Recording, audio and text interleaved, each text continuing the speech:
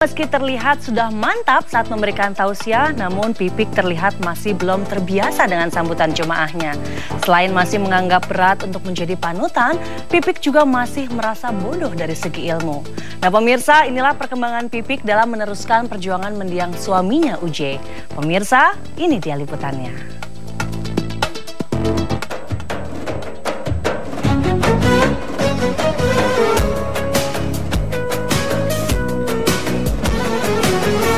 Walau mengaku belum pantas disebut sebagai ustazah, namun Pipik Dian Irawati tak pernah sepi undangan untuk memberikan tausiah.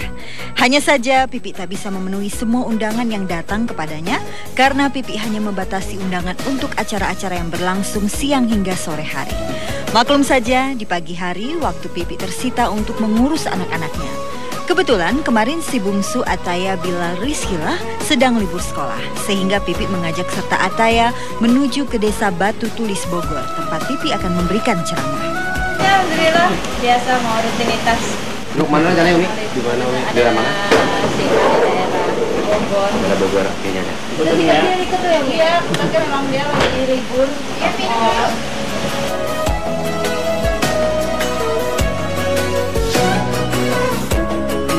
Waktu tempuh dari Jakarta menuju ke kampung Pasir Gintung, desa Batu Tulis, Bogor ternyata memakan waktu sekitar 4 jam.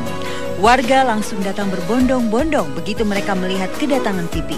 Pipik bisa sampai ke desa ini berkat undangan dari Majelis Taklim As-Sabirin. Kali ini Pipik akan berceramah dengan tema Indahnya Ikhlas, seperti yang tertera di spanduk. ya, alhamdulillah, takdir Allah. Kalau bukan karena Allah yang mentakdirkan, nggak mungkin saya nyampe sini. Jauh gitu kan, di ujung gitu.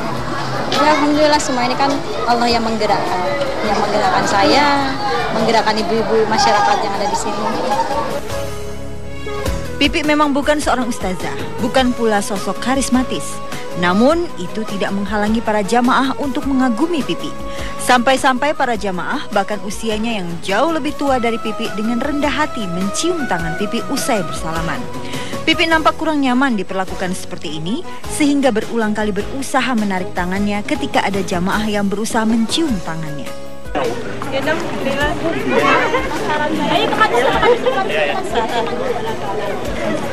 Mana soalnya ya? Iya, malu saya gitu ya.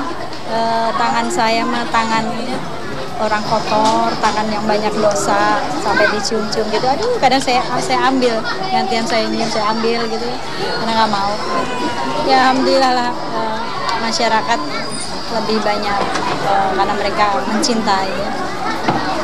Saya bilang kita ngaji jangan karena saya, tapi karena Allah. Semuanya karena Allah. Di depan para jamaah, Pipik memberikan tausiah dengan bahasa yang mengalir, lancar, dan sangat mudah untuk dimengerti. Gayanya tenang, berbeda dengan gaya almarhum UJ yang sangat ekspresif. Lagi-lagi Pipik merasa belum pantas untuk menerima pujian atas kemampuannya berceramah. Saya mah bodoh ilmu, jadi nggak punya ilmu apa-apa. Makanya saya bilang saya bukan ustazah, saya bukan penceramah. Jadi salah panggil kayaknya. Ya, saya hanya menyampaikan haknya Allah saja tentang rasa sabar, rasa ikhlas, rasa syukur, lebih kepada inilah mengajak diri saya juga gitu kan, memecut diri saya juga terus. Saya juga belum jadi orang baik, tapi terus meminta kepada Allah gitu ya, untuk menjadikan diri ini baik. Para jamaah nampaknya percaya betul kalau Pipik adalah sosok yang pantas berbicara soal sikap ikhlas. Walau Pipik bukanlah ustazah kondang dan syarat pengalaman, namun para jamaah melihat kalau Pipik berhasil menerapkan sikap ikhlas dalam kehidupannya saat kehilangan suami tercinta Ustadz Jafri Al-Bukhari. Saya nggak punya kekuatan apapun, tapi kalau kita minta sama Allah, ya Allah sang pemilik kekuatan, sudah pasti Allah akan memberikan kita kekuatan. Allah akan menjaga kita, apapun itu Allah akan menjaga. Kita mintanya sama Allah. Kalau kita diberikan tangan ini kan untuk meminta kepada Allah, bukan minta kepada manusia. Saya bilang mulut saya udah ikhlas, tapi belum tentu hati saya, cuma Allah yang tahu. Jadi kalau kita mampu ikhlas sejenak, itu adalah kesuksesan yang abadi. Jadi saat kita mampu ikhlas sejenak, mengikhlaskan perasaan kita, dan tidak membalas apapun, tapi mengangkat tangan mendoakan gitu ya, yang terbaik untuk semuanya supaya selamat dunia akhirat. Itulah ikhlas sejenak kesuksesan abadi di sisi Allah.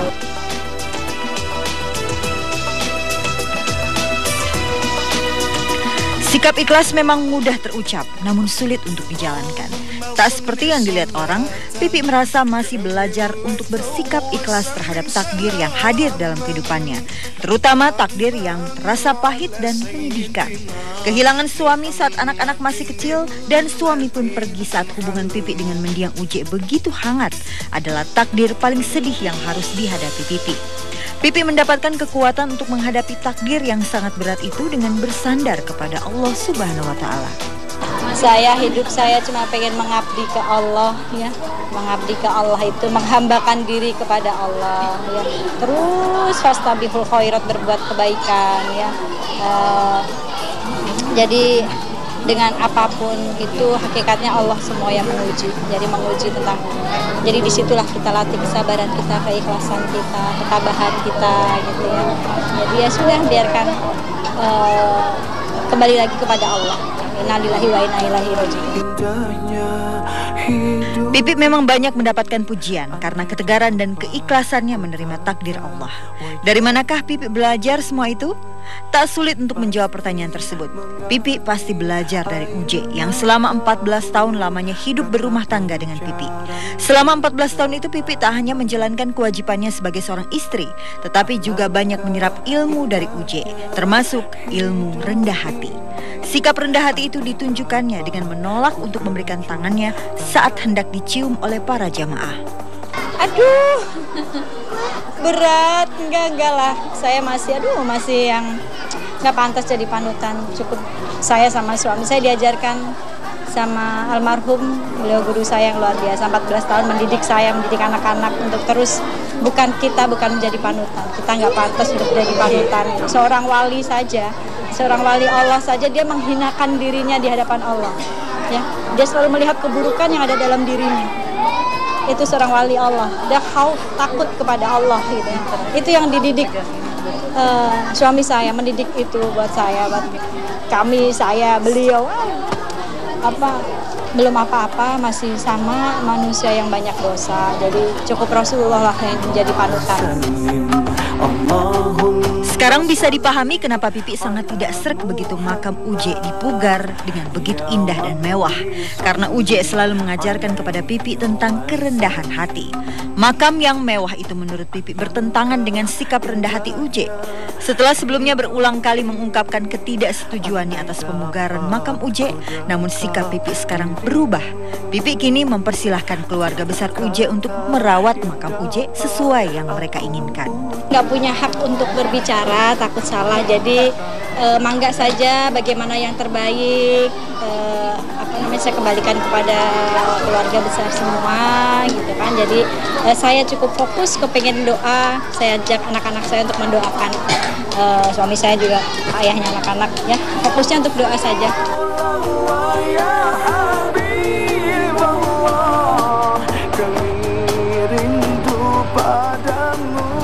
Pemirsa, para personel Wali Band terus bergiat dengan Yayasan Wali Peduli atau Wali Care Foundation. Setelah Pulau Jawa, Apoy dan kawan-kawan merambah wilayah Sumatera, dimulai dari Provinsi Bangka Belitung, tepatnya di Pulau Seliu. Hebatnya nih pemirsa, kehadiran mereka disambut antusias warga hingga mereka dinobatkan menjadi Duta Wisata Pulau Seliu yang merupakan daerah tujuan wisata ketiga setelah Bali dan Lombok.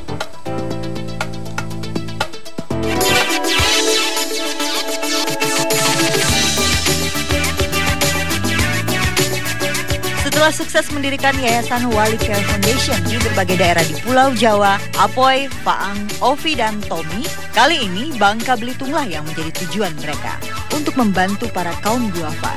Tak hanya membuka yayasan saja, Wali Band juga didaulat menjadi Duta Wisata Pulau Seliu. Pulau Seliu sendiri adalah salah satu pulau di Bangka Belitung yang telah ditetapkan menjadi daerah tujuan wisata ketiga setelah Bali dan Pulau Lombok.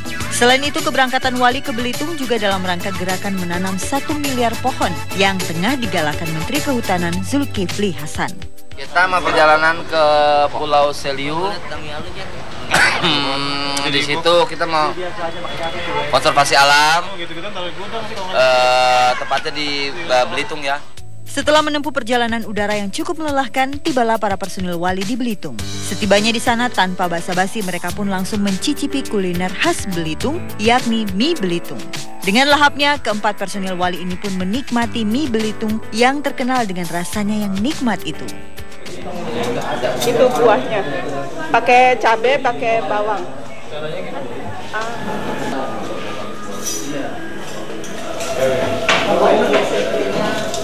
Saya lagi pengen nyobain mie khas Belitung. Namanya mie Belitung. Mie Belitung. Jadi ada mie, ada Belitung. Jadi mie Belitung. Jadi mie yang memang jadi ciri khas makanan di sini.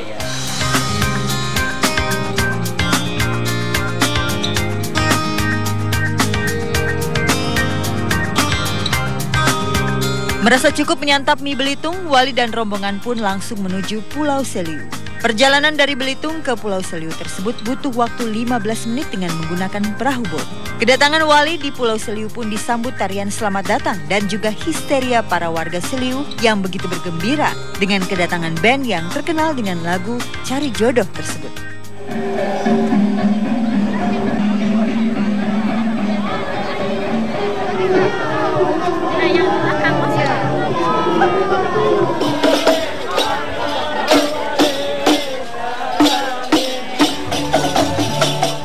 Sampai di Pulau Seliu, sambutannya dari warga Pulau Seliu luar biasa. Tadi sempat ada tarian selamat datang segala macam ya, diarak juga tadi seru. Sementara itu untuk menuju lokasi Pantai Seliu, Apoy dan rombongan pun harus transit terlebih dahulu di Pantai Parangbulo. Kemudian dilanjutkan dengan perjalanan darat menggunakan sepeda motor dan menempuh jarak kurang lebih 7 km. Perjalanan 7 km dengan rute perjalanan yang sempit dan penuh debu akhirnya terbayar dengan keindahan Pulau Seliu yang tiada tara. Tak henti-hentinya Faang dan ketiga personil Wali lainnya mengagumi keindahan pantai dengan hamparan pasir putih, air yang bening dan juga batu-batu besar yang terdapat di tengah laut. Kalau batu-batunya cantik, jadi batu-batunya, terus lautnya masih bening, terlihat dasarnya, apalagi sambil minum kelapa. Itu tepatnya sekarang kami berada di Pulau Seliu. Dan satu hal, pulau ini masih sangat original dan belum tereksplor, belum terjamah liarnya dunia. Ya, itu kayak lagunya Wali. Kunjungan personil Wali ke Pulau Seliu ini nampaknya tidaklah sia-sia. Bagaimana tidak, mereka mendapatkan hibah lahan seluas 2 hektar di pesisir pantai desa Pulau Seliu dari Etiar, Lurah Pulau Seliu Belitung. Menurut Etiar, penghibahan tanah tersebut dimaksudkan agar Wali Band turut serta mempromosikan dan mengembangkan dunia pariwisata Pulau Seliu yang masih asri. Tak lupa pada kesempatan tersebut, Wali pun mempergunakan waktu yang tersisa untuk menanam pohon bersama Menteri Kehutanan Zulkifli Hasan dan juga Bupati Belitung Timur Basuri T. Purnama.